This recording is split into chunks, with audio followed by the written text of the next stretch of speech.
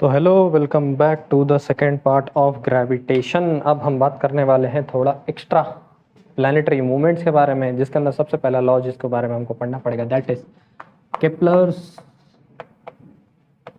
Law of planetary motion. Kepler के हिसाब से प्लैनेट्स किस तरीके से मोशन परफॉर्म करते हैं। ठीक है, केप्लर ने 3 लॉ बताए थे। केप्लर का फर्स्ट लॉ, ठीक है, केप्लर का फर्स्ट लॉ क्या बोलता है? केप्लर का फर्स्ट लॉ आपके स्टेटमेंट में आपको नीचे स्क्रीन पे दिखाई दे रहा होगा। The orbit of a planet is an ellipse with the sun at the centre या फिर on the foci of the ellipse. First law सीधे सीधे ये बताने की कोशिश कर रहा है कि हमारे जो भी प्लैनेट्स होते हैं वो हमारे सन के अराउंड रिवॉल्व करते हैं, और रिवॉल्व एक सर्कुलर ऑर्बिट में नहीं करते। किस ऑर्बिट में करते हैं? इलिप्टिकल ऑर्बिट में करते हैं। एक इलिप्टिकल ऑर्बिट में हमारे सन के अलोंग क्या करते हैं? ये लोग रिवॉल्व करते हैं। जब हम इलिप्स की बात करते हैं तो ऐसे जैसे सर्कल होता है, सर्कल का सेंटर होता है, वैसे जो इलिप्स होता है, इलिप्स के 2 फोकस होते हैं। इनमें से एक फोकाई के ऊपर क्या बैठा हुआ है? हमारा सन बैठा हुआ रहता है। फर्स्ट लॉ सिर्फ तुमको इतना ही बताता है, और फर्स्ट लॉ के अंदर कुछ खास है नहीं। ठीक है, तो फर्स्ट लॉ बहुत बेसिक, बहुत सिंपल है कि सारे के सारे प्लैनेट वो कैसे ऑर्डर में घूमते हैं। एक इलिप्टिकल ऑर्बिट बनाते हैं, सर्कुलर ऑर्बिट नहीं बनाते हैं। और सन कहाँ पे रखा हुआ है? सन बैठा हुआ होता है उस इलिप्स के एक फोकल पोजीशन पे, एक फोकाई वाले पोजीशन के ऊपर बैठा हुआ होगा। ठीक है, सेकेंड लॉ क्या बोलता है? फिर से सेकेंड लॉ आपके स्क्रीन पे दिखाई दे रहा होगा। The line joining the planet and the sun sweeps equal in area in equal interval of time. फिर से, the line joining the sun and the planet sweeps equal area in equal interval of time. चलो ठीक है, इतना बड़ा तो नहीं होगा ये। अगर ध्यान से देखो तो इसको अगर मैं कंसिडर करने की कोशिश करता हूँ तो इसको ऐसे देखना है, फिर इसको ऐसे देखना है, और फिर इसको देखना है। प्लैनेट थोड़ा सा नज़दीक आ जाएगा, इसे देखो, इसको ऐसे देखना है। ये जो शेडेड रीजन है ना, इसका एरिया जब निकालोगे, इसका एरिया जब निकालोगे और इसका एरिया जब निकालोगे, तो ये तीनों पॉइंट पे जो लाइंस हमारे प्लैनेट और हमारे सन को कनेक्ट कर रही हैं, अभी मैंने डायग्रामेटिकली इसको थोड़ा सा इम्प्रोवाइज करके आपको बताने की कोशिश करता हूँ, सिंपलीफाई कर देता हूँ। ये थोड़ा सा मिसप्रिंटेड टाइप दिखाई देता है। एलिप्टिकल ऑर्बिट में सन है, सन के बाद प्लैनेट, फिर यहाँ पे प्लैनेट और यहाँ पे भी प्लैनेट। ठीक है, अब इसके सेंटर से ऐसे, सेंटर से ऐसे, और इसके सेंटर से ऐसे। ठीक है, अब जब भी हमेशा याद रखना कि यहाँ पे केप्लर क्या बताने की कोशिश करें। केप्लर बोल रहे हैं कि the line joining the planet and the sun sweeps, ये जो लाइंस है जो हमारे सन को और हमारे प्लैनेट को ज्वाइन कर रही है, इनके बीच में जो एरिया है ये हमेशा इस एरिया को, ये एरिया हो, ये एरिया हो, कहीं पर भी हो, इसका एरिया अगर निकालोगे, समझो 100 अगर तुमको मिल रहा है तो यहाँ पे भी एरिया क्या मिलने वाला है? 100। यहाँ पे भी एरिया क्या मिलने वाला है? 100 ही मिलने वाला है। क्योंकि जैसे प्लैनेट दूर हो जाता है ना, इसका शेप जो होता है बहुत कॉन्वर्ज हो जाता है, बहुत छोटा हो जाता है। प्लैनेट जब नज़दीक आ जाता है तो इसका शेप जो होता है बहुत बड़ा हो जाता है इसी जगह पे। तो ये जो प्लैनेट जब एरिया स्वीप करते हैं, जितना एक टाइम से लेकर के दूसरे टाइम इंटरवल के बीच में जो एरिया इसने कवर किया, जो ये जो पूरा का पूरा यहाँ से लेकर के यहाँ तक मूव किया है, तो जो एरिया इसने कवर किया है, ये एरिया इस पॉइंट पे भी इक्वल रहेगा। प्लैनेट हमारा किसी भी पोजीशन पे हो पूरे ऑर्बिट में, अगर आप इसको ऐसे ड्रॉ करोगे तो इन सब का जो एरिया मिलेगा आपको, वो सब सेम टू सेम ही मिलने वाला है। सेम ही मिलेगा, डिफरेंट मिलेगा नहीं। ठीक है, ये बन गया तुम्हारा सेकेंड लॉ। सेकेंड लॉ के अलावा लास्ट लॉ तुम्हारा देखो क्या बोल रहा है, केप्लर्स थर्ड लॉ। फिर से तुमको दिखाई दे रहा होगा स्क्रीन पे। केप्लर्स लॉ बोलता है कि the time period of revolution is directly proportional to the distance between, directly proportional to the cube of distance between them. या फिर यहाँ पे क्लियर दिख रहा है कि the square of its time period of revolution around the sun is directly proportional to cube of the mean distance of the planet from the sun. तो अगर किसी भी तरीके से एक ऑर्बिट परफॉर्म कर रहा है, एक प्लैनेट है, वो सन के अलॉन्ग कोई ऑर्बिटल मूवमेंट परफॉर्म कर रहा है, इसको टाइम पीरियड बोला जाता है। टाइम और टाइम पीरियड में एक बात याद रखना कि एक पूरा चक्कर लगाने में जितना टाइम लगता है उसको हम क्या बोलना शुरू कर देते हैं? उसको हम बोलते हैं टाइम पीरियड बोलने वाले हैं। ठीक है, ये बात याद रखना है, उसको हम क्या बोलने वाले हैं? Time period. और इन दोनों के बीच का डिस्टेंस हमेशा, क्योंकि देखो खुद ही समझने की कोशिश करो कि जितना ज़्यादा बड़ा सर्कल बनाने की कोशिश करेगा उतना ज़्यादा टाइम लगने वाला है। इसके बीच में डिस्टेंस जितना ज़्यादा होगा उतना ज़्यादा टाइम लगने वाला है। तो ऑब्वियस है the square of time is directly proportional to the cube of the mean distance between the planet and the sun. जो कुछ भी प्लैनेट्स के बीच में रिवोल्यूशन हो रहा है इसके अंदर हमको ये बात समझ में आनी चाहिए कि जो टाइम लगने वाला है दैट शुड बी स्क्वायर और दोनों के बीच का डिस्टेंस शुड बी क्यूब, और क्यूब और स्क्वायर का डिस्टेंस कैसे होता है एक दूसरे के डायरेक्ट प्रोपोर्शन में है, क्योंकि जितना ज़्यादा डिस्टेंस होगा उतना ज़्यादा टाइम कंज्यूम करने वाला है। ठीक है, बस इतनी सी ही बात है। केपलर के 3 लॉ बस यही बताते हैं। केपलर के 3 लॉज के ऊपर कुछ ना कुछ क्वेश्चंस भी डेवलप होते हैं। किस टाइप के क्वेश्चन डेवलप होते हैं, एक न्यूमेरिकल सॉल्व करने की कोशिश करेंगे और फिर मूव करेंगे हम काइनेमेटिक इक्वेशंस की तरफ। ठीक है, तो ये सारी बातें समझ में आ गई हैं। स्टेटमेंट्स आप लोगों को स्क्रीन पर दिख गए थे, अब मैं इसको रब कर दे रहा हूँ और हम मूव करने वाले हैं केपलर के लॉ के एक न्यूमेरिकल की तरफ। ठीक है, तो केपलर के लॉ का जो न्यूमेरिकल है वो क्या बताने की कोशिश कर रहा है, देखो अपने स्क्रीन पे फिर से। ये बोलता है कि geostationary satellite is orbiting on the surface above the surface of the earth at a height of 5 R and the time period is 24 hour. R being the radius of the earth, the time period of another satellite in hours at 2 hour from the surface is. तो कोई बात नहीं, ये हमारी अर्थ है। ठीक है, अर्थ के ऊपर कहीं ना कहीं एक सैटेलाइट है, इसका जो डिस्टेंस है हमारे अर्थ से दैट इज 5 आर। ठीक है, 5 आर का एक डिस्टेंस है और इसका टाइम पीरियड जो है दैट इज 24 आवर्स, 24 घंटे इसको लगते हैं पूरा चक्कर मारने के लिए, इसको 24 आवर लगते हैं। ठीक है, ये क्या बोल रहे हैं कि एक और ऑर्बिट मतलब एक और सैटेलाइट है, ये सैटेलाइट जो है सिर्फ 2 आर के डिस्टेंस पर ही है और इसको वहाँ तक जाने में या फिर पूरा रेवोल्यूशन जो है कवर करने में कितना टाइम लगता है ये पता करना है हमको। ठीक है, फर्स्ट केस में मैं कंसिडर करता हूँ, पहला केस है देखो, फर्स्ट केस में मैं कंसिडर करता हूँ फर्स्ट सैटेलाइट नंबर 1 को। फर्स्ट सैटेलाइट का जो टाइम पीरियड है दैट विल बी T1, वो बन जाएगा 24 आवर्स का, 24 घंटे ले रही है रेवोल्यूशन में। ठीक है, और इसका distance from the centre of the earth, centre से इधर तक का रेडियस r और उसके ऊपर सरफेस के ऊपर 5 आर है। क्वेश्चन को ध्यान से देखो, सरफेस के ऊपर 5 आर, तो 5 आर प्लस r कितना हो गया 6 आर, तो इसका r1 कितना बन जाने वाला है 6 आर बन जाने वाला है। ठीक है, सेकेंड सैटेलाइट या सेकेंड केस बोलो, सेकेंड ऑर्बिटिंग सैटेलाइट की हम बात करते हैं। सेकेंड ऑर्बिटिंग सैटेलाइट का टाइम पीरियड हमको पता करना है, T2 हमको नहीं मालूम है, T1 हमको दिया हुआ था और R2 द सेकेंड डिस्टेंस, तो यहाँ से देखेंगे ध्यान से, तो this will be again the radius of the earth r plus 2r कितना हो जाने वाला है 3 टाइम्स ऑफ r हो जाने वाला है। हमको मालूम है कि t square is equals to r का क्यूब, इससे मैं बोल सकता हूँ T1 square will be equal to R1 का क्यूब, सॉरी इक्वल नहीं होना चाहिए, प्रोपोर्शनल टू R1 का, और वैसे ही T2 का square should be proportional to R2 का क्यूब। ठीक है, इससे मैं ये बता सकता हूँ कि T1 बाय T2 का square will be equal to R1 by R2 का क्यूब।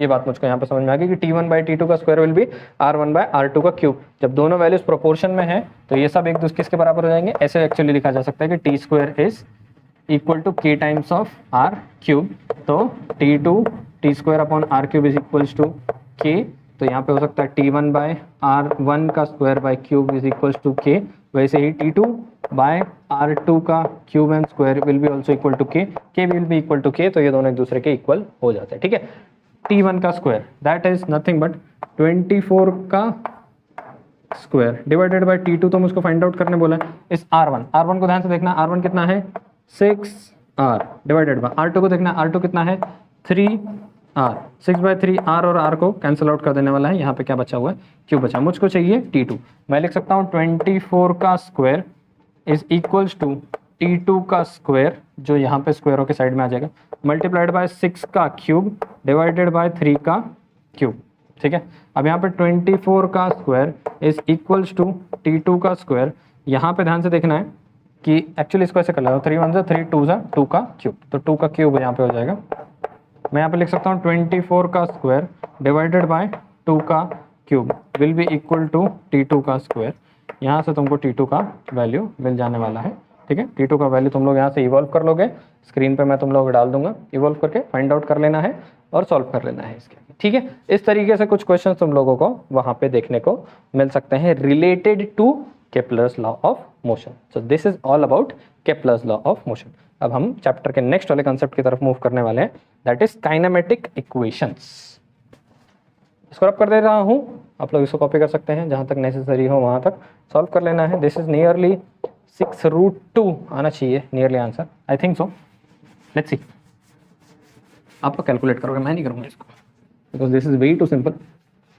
कैलकुलेशंस तक ले जाना मेरा काम, कैलकुलेट करके आंसर तक पहुंचना आपका काम। This should be a 2 way traffic, not a 1 way traffic.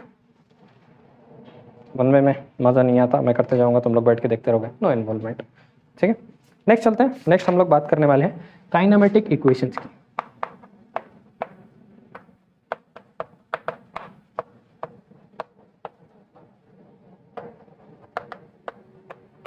ठीक है, तो काइनेमेटिक इक्वेशन फिजिक्स के अंदर हम लोग सीखने वाले हैं। अब फिजिक्स के अंदर काइनेमेटिक इक्वेशंस को बहुत इंपॉर्टेंस है। ये तुम लोगों को अभी से लेकर के 11-12 स्टैंडर्ड जब तक तुम लोग पढ़ते रहोगे तब तक बहुत काम आने वाले हैं। काम भी तुमको ऐसे आएंगे कि हर तरीके से मोशन जब भी हो रहा होगा तो वो टाइम पे तुमको काइनेमेटिक इक्वेशंस को देखना पड़ेगा। Kinematic basically does not deal with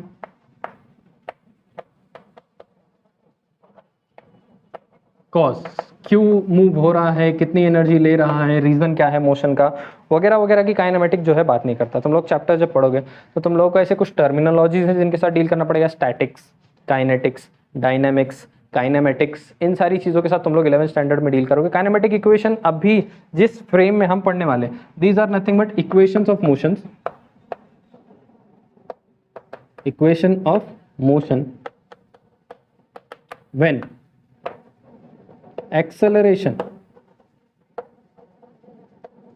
is constant, जब acceleration कैसा होता है, constant होता है, and body moves in a straight line।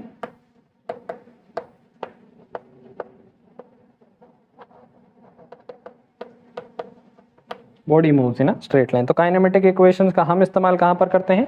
Kinematic equations का हम इस्तेमाल वहाँ पर करते हैं जहाँ पर एक्सेलरेशन हमेशा कैसा रहने वाला है, कांस्टेंट रहने वाला है, और बॉडी कैसे मूव कर रही है, एक स्ट्रेट लाइन में मूव कर रही है। अगर मैं अर्थ का सरफेस कंसीडर कर लूँ, ऊपर से एक आदमी जंप मार के पैराशूट से नीचे गिरने की कोशिश करे, ठीक है, तो ये कैसे मोशन में आ रहा है, he is coming in a straight line, और यहाँ पे जी का वैल्यू कितना है, 9.8 मीटर पर सेकेंड स्क्वायर, और ये वैल्यू कैसा है, दिस वैल्यू इज कांस्टेंट। इसीलिए इस केस में, इन दिस केस, हम काइनेमेटिक इक्वेशंस का इस्तेमाल करते हैं। कोई भी बॉडी जब फ्री फॉल करने लगती है, जब गिरने लगती है नीचे की तरफ, अर्थ की तरफ, तो उस टाइम पे हम काइनेमेटिक इक्वेशंस का इस्तेमाल करते हैं। तो काइनेमेटिक इक्वेशंस कैसे इक्वेशंस हैं? Kinematic equations are equations which are used when the acceleration is constant, देखो कम ज्यादा नहीं हो रहा, एक्सेलरेशन कांस्टेंट है, and body is moving in a straight line. ठीक है, अब kinematic equations integration, derivation, differentiation use कर करके सॉल्व किए जाते हैं और फाइंड आउट किए जाते हैं।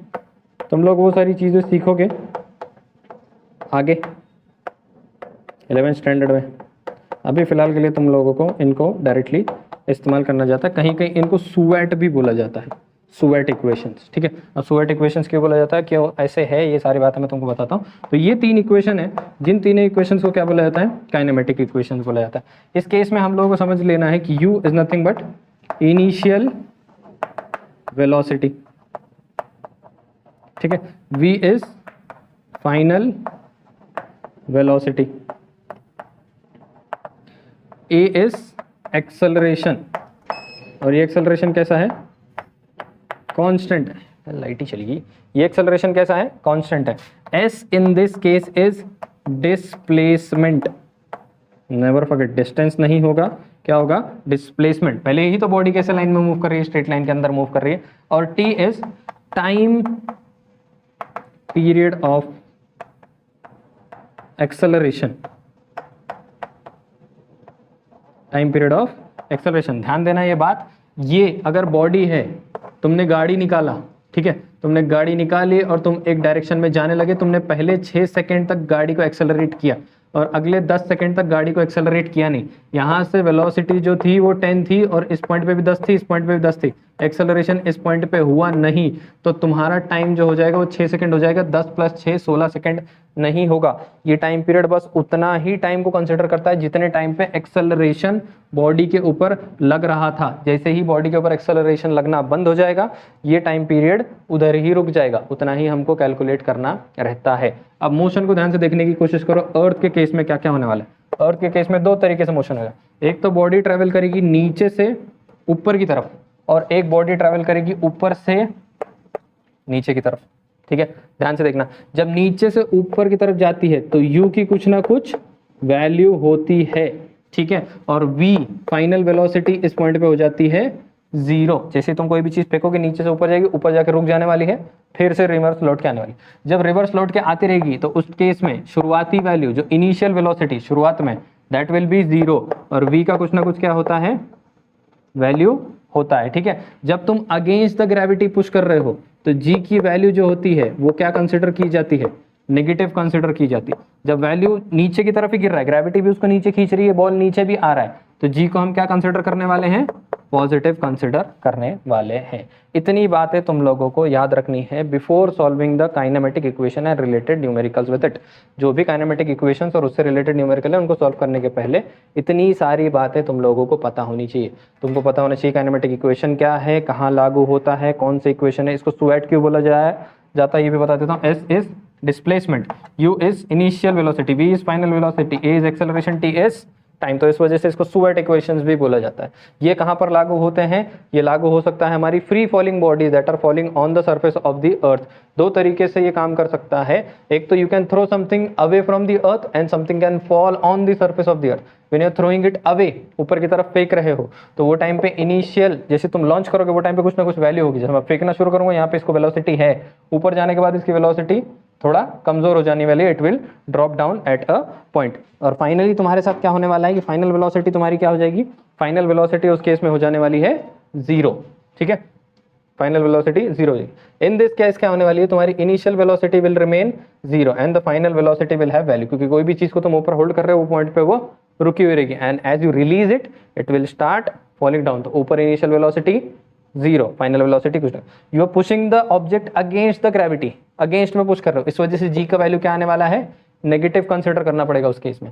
इस केस में g का वैल्यू क्या कंसिडर करना पड़ेगा, तुमको पॉजिटिव कंसिडर करना पड़ेगा। इन सारी बातों को मद्देनजर रख करके हम सारे के सारे काइनेमेटिक इक्वेशंस रिलेटेड जो भी प्रॉब्लम है उनको सॉल्व करना स्टार्ट करें, ठीक है। मैं मूव करता हूँ, फिर से आप लोग कॉपी करो इन इक्वेशंस को और चलते हैं नेक्स्ट क्वेश्चन की तरफ।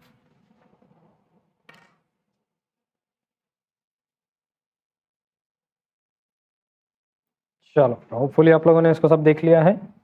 देखते हैं कुछ न्यूमेरिकल्स इसके ऊपर, और ये चैप्टर ये न्यूमेरिकल्स होते ही हो जाएगा क्लोज। फिर हम जाएंगे फिजिक्स के 10th स्टैंडर्ड के नेक्स्ट चैप्टर में, जिसका नाम है इलेक्ट्रिसिटी। इलेक्ट्रिसिटी पे बात होगी, फिलहाल देखते हैं। तो इतनी सारी बातें मैंने आप लोगों को बता दी कि काइनेमेटिक इक्वेशंस का कहाँ यूज़, कैसे कैसे अप्लाई करना है। तो क्वेश्चन आप लोगों को दिख रहा होगा स्क्रीन पे, देखो क्या बोलता है, object is thrown vertically upwards. तो ऑब्जेक्ट पहले था नीचे, कहाँ फेंका, ऊपर की तरफ फेंका, कितनी हाइट पे फेंका, उसके हिसाब से बोलता है 500 मीटर ऊपर फेंक दिया भाई, ठीक है, 500 मीटर ऊपर फेंक दिया है। व्हाट इट्स इनिशियल वेलोसिटी, इस केस में इसका इनिशियल वेलोसिटी कुछ तो होगा जिसको मैं क्या अज्यूम कर लेता हूँ x, पर ऊपर पहुंचने के बाद एक पॉइंट पे इसकी फाइनल वेलोसिटी हो जाने वाली है 0। याद रखना अपवर्ड मोशन हो रहा है, g का वैल्यू -10 मीटर पर सेकेंड स्क्वायर रखना पड़ेगा।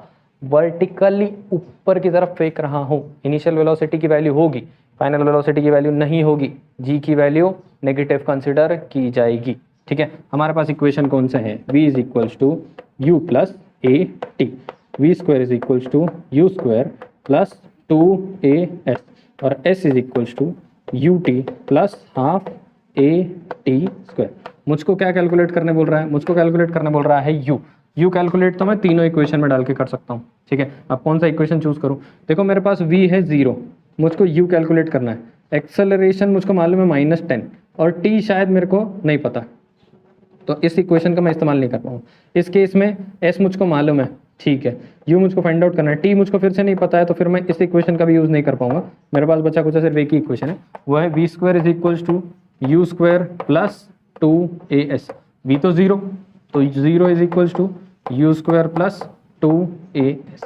अब u square is equals to -2as, तो u square is equals to -2। Acceleration क्या है, acceleration is acceleration due to gravity, -10 into s कितना हो गया 500, माइनस इंटू माइनस हो जाएगा प्लस 20, पॉजिटिव होना चाहिए 20 इंटू 500, आंसर छोड़ेगा 10,000 यू का स्क्वायर। तो यू की वैल्यू हो जाएगी, इसका रूट निकालूंगा 100 मीटर पर सेकेंड। u का वैल्यू हमको कितना मिला है इनिशियल वेलोसिटी 100 मीटर पर सेकेंड। अब क्वेश्चन को थोड़ा सा और इलेबोरेट किया हुआ है, how long will the object take to come back. अब इधर से ऊपर गया u तो मुझको मालूम पड़ गया, u अब x नहीं है भाई, u कितना है 100 मीटर पर सेकेंड है। वो पूछ रहे कि टाइम कितना लगेगा इसको जा करके वापस आने, तो हम जाने भर की बात करेंगे सिर्फ अभी, ठीक है। तो जाना, एक लाइन में मोशन हो रहा है तो एक साइड पे जाएंगे। फर्स्ट वाला इक्वेशन कंसिडर कर लेता हूँ, v is equal to u plus a t. V का value 0 is equal to u plus a T.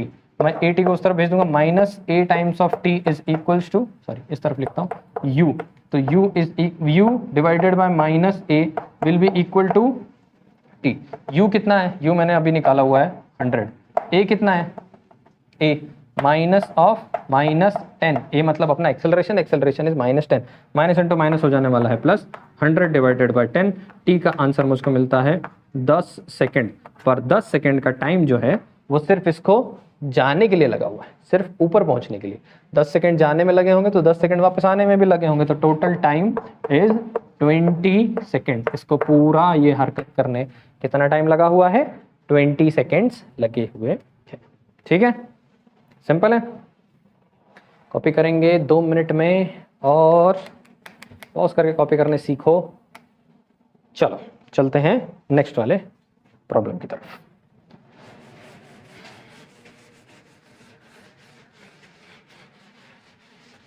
Second वाला प्रॉब्लम देखो, स्क्रीन पे दिख रहा होगा।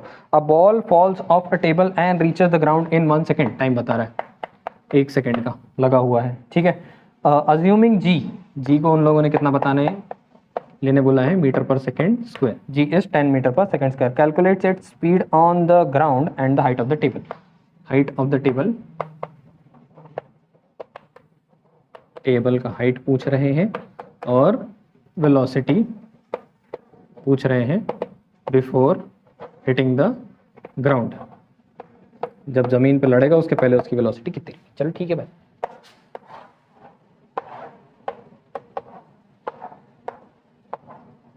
ये मेरा टेबल है, ठीक है। इसके ये वाले पैर को थोड़ा कमजोर समझ लो। ये बॉल है, इधर से गिरेगा ऐसे और इधर आके गिरने वाला। सबसे पहले मोशन कैसा है देखो, मोशन डाउनवर्ड से। डाउनवर्ड मोशन में क्या हो जाता है, इनिशियल वेलोसिटी 0 हो जाती है, फाइनल वेलोसिटी की कुछ ना कुछ वैल्यू रहेगी और वही वेलोसिटी हमको फाइंड आउट करने बोल रहे हैं, velocity before hitting the ground. तो वेलोसिटी मुझको यहाँ पे पता चल गई।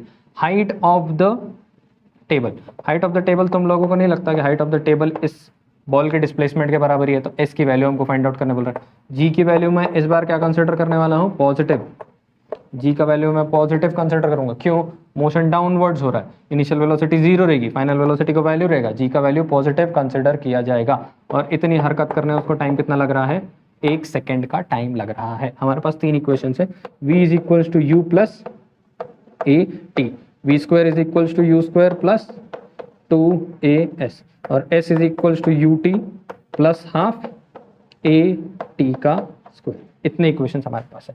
ध्यान से देखो, मेरे पास v है नहीं, पर v इज इक्वल यू की वैल्यू 0, a का वैल्यू मुझको पता है, t भी मुझको पता है, तो v is equal to u का वैल्यू कितना है 0 प्लस a, एक्सेलरेशन कितना है 10, t का वैल्यू कितना है 1, तो v मुझको शायद मिल गया 10 मीटर पर सेकेंड। इतनी स्पीड से तो ये चल रहा है। फाइनल वेलोसिटी देख लेते हैं एक बार, कितना मिल रहा है 10 मीटर पर सेकेंड, करेक्ट, सही है। अब मुझको क्या फाइंड आउट करने बोल रहा है, मुझको सेकंड चीज साइड फाइंड आउट करनी है, height of table, that is displacement, ठीक है। डिस्प्लेसमेंट फाइंड आउट करने बोल रहा है। डिस्प्लेसमेंट एस जो मुझको 2 ही इक्वेशन मिलता है इसमें और इसके अंदर, ये थर्ड वाला जो इक्वेशन है ना, इसके अंदर इजी रहता है अगर डिस्प्लेसमेंट फाइंड आउट करना हो तो। क्यों, एस एक जगह पे आराम से खड़ा है ना, इसके इसमें इधर है, उस तरफ भेजोगे, ये सब करते बैठना पड़ेगा। यू का वैल्यू 0, तो ये पूरा का पूरा फैक्टर ही 0 प्लस हाफ, ए का वैल्यू कितना बताया उसने 10, ठीक है। तो यहाँ पे 0 इंटू 10 इंटू 1, 2 1 को काट गया 5 मीटर। टेबल का हाइट कितना है, टेबल का हाइट है 5 मीटर्स का। सिंपल है। देख रहे हो काइनेमेटिक इक्वेशंस कैसे काम करते हैं, किधर लगाया जाता है। बस छोटी छोटी बातें तुम लोगों को इसके अंदर याद रखनी है कि कहाँ जी को नेगेटिव लेना है, कहाँ जी को पॉजिटिव लेना है, कहाँ इनिशियल वेलोसिटी 0 होगी, कहाँ फाइनल वेलोसिटी 0 होगी। अगर नहीं समझ में आया है, वीडियो में पीछे मूव करो, देखो ध्यान से, मेमोराइज करो और उन दोनों फिनोमिना को इस प्रॉब्लम के ऊपर अप्लाई करो। जब इस प्रॉब्लम पे अप्लाई करोगे ऑटोमेटिकली सब कुछ सॉल्व होना स्टार्ट हो जाएगा। अब ऐसे मिलते जुलते बहुत सारे प्रॉब्लम्स हैं, एक प्रॉब्लम नहीं है, हज़ारों प्रॉब्लम है काइनेमेटिक इक्वेशंस पे जो तुम लोग देख सकते हो। सब कुछ तुम लोगों को फ्री सोर्स इंटरनेट पे, यूट्यूब पे, बुक्स में तुम्हारे हर जगह लिखा हुआ है। जब भी तुम देखोगे कि जी को कहीं पॉजिटिव लिया है, जी को कहीं नेगेटिव लिया है, कहीं u जीरो है, कहीं v जीरो, ये बच्चों को बहुत कन्फ्यूज़ करता है। ठीक है, कहाँ जीरो लेना है कहाँ नहीं, ये सारी बातें मैंने तुम लोगों के दिमाग में क्लियर कर दी हैं। अगर तुम लोग इसको फॉलो करते हो तो बड़ी आसानी से तुम लोग सब टाइप के काइनेमेटिक इक्वेशन से रिलेटेड प्रॉब्लम जो है वो सॉल्व कर सकते हो, कुछ भी मुश्किल नहीं होगी। ठीक है, तो ये बातों से और इतने सारे कंसेप्ट पे आने के बाद हमारा ग्रेविटेशन चैप्टर का अच्छा खासा हिस्सा कवर हो चुका है। थोड़े बहुत और टफ और हॉट वाले न्यूमेरिकल्स हम लोग करने की कोशिश करेंगे ताकि तुम लोगों की प्रैक्टिस बैठ जाए। उसका एक अलग वीडियो सेशन होगा, ऑफलाइन बैचेस में होगा। तब तक के लिए बाय बाय।